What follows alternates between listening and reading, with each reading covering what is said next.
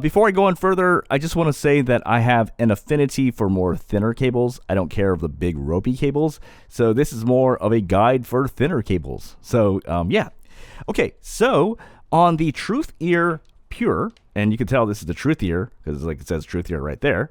And on the Moondrop Chronicle Dusk cable, they are the same, pretty much the same, even down to the color, like, you know, like just. But the point I'm trying to say is, if you like these cables, a very similar cable, if not damn near identical, I swear it's from the same company. Well, it is the same company. This is the Moondrop MC1, right? And it has that similar kind of plasticky yet silky kind of texture to it, and very loose, you know. So it's good that this is loose because that means it doesn't hurt your ears. But check out the Moondrop MC1. Okay, on to the next cable. All right, the second cable I want to talk about is the Moondrop Chu 2's cable, or the Moondrop Chu 2. So with the Moondrop Chu 2, you get tips, and also you get the Moondrop Chu 2. And to get this for $22 is a hell of a deal because a lot of the other cables are usually around $20 anyway. But actually, these cables are really good. So I liked it so much, I bought another box of it. And so the thing is, these tend to tangle very easily, but in my opinion, they're very sleek looking. And especially if you're I like more of a thin cable look. I just think they look really, really pretty. But there's a second reason actually, which might be kind of interesting. It also is good for science. And let me explain. So what ends up happening is, well, you end up with two Moondrop Chu 2s. And so have you ever seen posts where people say, oh, a different cable will change the sound, and some people are like, no, it doesn't. And some people say, yes, it does. And some people say, no. Well, now you can test for real. Okay, so what you do is you've got two Moondrop Chu 2s. These are both exactly the same. So what you do is go right, or whatever, left, pop in some ear tips that are just the same, and hear it like just immediately back to back. You can hear it like, woot, woot, woot, woot, woot. Does it sound different? Does it sound different? And test for yourself because, it's not theory anymore. It's like literally science. You're going to figure it out yourself. These are really good cables. Yes, they tangle, and some people are like, they're all like complaining about it, and they're like, I want to replace my Moondrop Chu 2 cables, and I'm just like, give it to me. I want them. All right, next set of cables I want to talk about. I'm going to talk about three different cables. So one is the Tripowin Grace. The other one is called the Tripowin Zomber, and then the third is called the Kinboofi 6. And I want to talk about three of these because these have different things I want to talk about. So for the first one, if you're looking for like a really sleek cable, I would say that's good for 2-pin. The Zomber is very thin, like super thin, and it has like a ropey texture to it.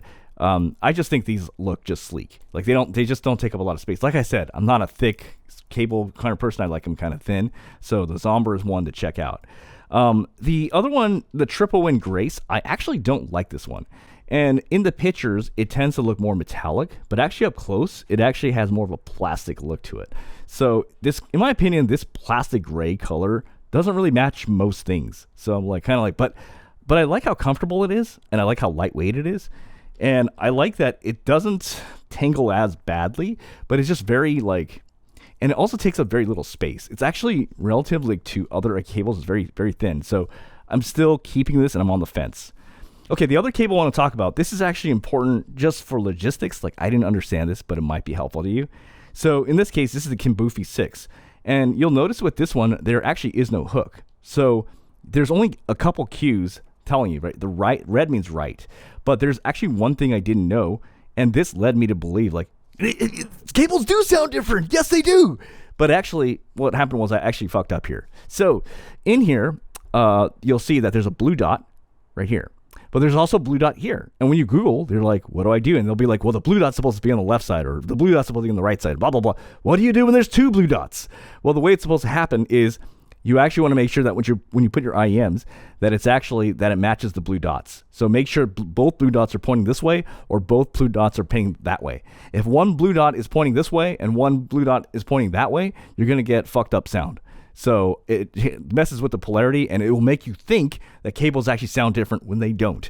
So basically, just make sure that the blue dots point either that way or that way. Okay, so that's with that.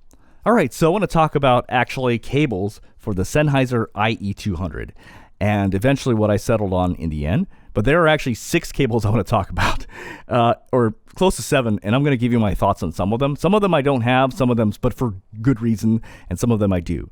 So one of the cables is the open heart cable that people are talking about on Alibaba, but that requires you to wait like freaking 3 weeks. I just have no patience for that. So I have no comments on that one. But apparently that one is pretty comfortable and people like it, so that's one to check out. The second cable this is actually called the Kbear ST12. So this is a little bit clunky, and it's a little bit bigger, but actually in terms of how it locks in, it seems to lock in quite well on this one. But in the end, I actually didn't like this one because I just don't like the look of it. So that's that.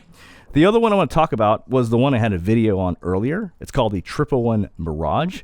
So that one actually is okay, but I found that actually this part right here, it would get loose. And you'd have to be like, every now and then you have to be like, and put it on again. So that gets annoying. So I would say the Tripowin Mirage is out. They also have a Tripowin Zomber, but for MMCX. This actually is pretty good, and it kind of has a sleek look to it. So this is one to definitely check out. But in the end, I found one I like better. So my final one that I got is actually one on Amazon right now. It literally has like no reviews, but it's really good. This is called the okcsc MMCX. And what I like about it is it just has this really nice look to it. Like, look at it. It doesn't look like the cheap crap on there, but it just has and it locks, like, it doesn't have a clean lock.